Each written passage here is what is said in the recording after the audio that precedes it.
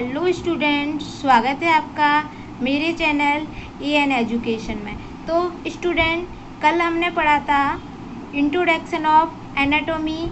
तो आज हम उसी इंट्रोडक्शन में आगे बढ़ते हैं और पढ़ते हैं डेवलपमेंट एनाटॉमी क्या होती है।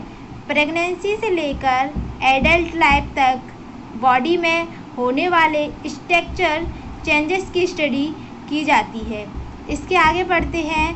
एम्ब्रियोलॉजी क्या है?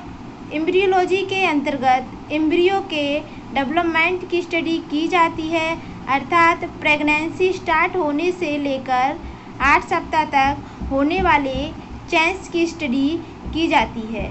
अब हम पढ़ते हैं फीटल एनाटॉमी। फीटल एनाटॉमी क्या है? इसके अंतर्गत 8 सप्ताह से लेकर जन्म तक होने वाले डेवलपमेंट की स्टडी की जाती है। इसके आगे हम पढ़ते हैं न्यूनेटोलॉजी क्या है। इसके अंतर्गत नवजात शिशु के डेवलपमेंट की स्टडी की जाती है। इसके आगे बढ़ते हैं टेराटोलॉजी क्या है। इसके अंतर्गत एम्ब्रियो एंड फीटल के अबनॉर्मल डेवलपमेंट की स्टडी की जाती है। इसके आगे हम बढ़ते हैं और पढ़ते हैं जेनेटिक एनाटॉमी क्या है। इसके अंतर्गत न्यूक्लियस और DNA और जीनस की स्टडी की जाती है। अब हम बढ़ते हैं आगे और पढ़ते हैं पैथोलॉजी के अंतर्गत किसकी स्टडी की जाती है। किसी डिसीज़ की स्टडी पैथोलॉजी कहलाती है।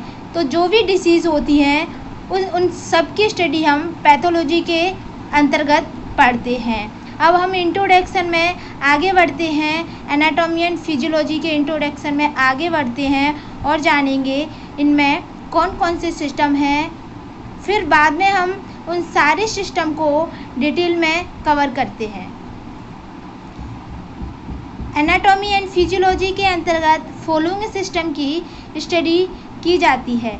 नंबर 1 आएगा सेल, जिसको हम बोलते हैं हिंदी में कोशिका। नंबर 2 टिश्यू, जिसको हम बोलते हैं ऊतक। नंबर 3 डाइजेस्टिव सिस्टम, जिसको हम बोलते हैं पाचन तंत्र। नंबर 4 पे आएगा रेस्पिरेटरी सिस्टम, जिसको हम बोलते हैं श्वसन तंत्र। नंबर 5 पे सर्कुलेटरी सिस्टम, जिसको हिंदी में बोलते हैं परिसंचरण तंत्र। नंबर 6 पे आएगा एंडोक्राइन सिस्टम, जिसको हम हिंदी में बोलते हैं अंतःस्रावी तंत्र। नंबर 7 पे हम पढ़ेंगे नर्वस सिस्टम, जिसको हिंदी में बोलते हैं तंत्र का तंत्र। नंबर 8 पे पढ़ेंगे हम एक्सक्रीटरी सिस्टम, जिसको हिंदी में बोलते हैं उत्सर्जन तंत्र। नंबर 9 पे पढ़ेंगे हम स्केलेटल सिस्टम, जिसको बोलते हैं कंकाल तंत्र।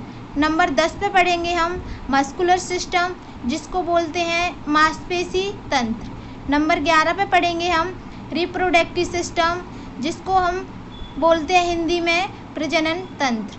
नंबर 12 पे पढ़ेंगे हम लिम्फेटिक सिस्टम, जिसको हम बोलते हैं लसिका तंत्र। नंबर 13 पे पढ़ेंगे त्वचा, जिसको हम इंग्लिश में स्किन बोलते हैं।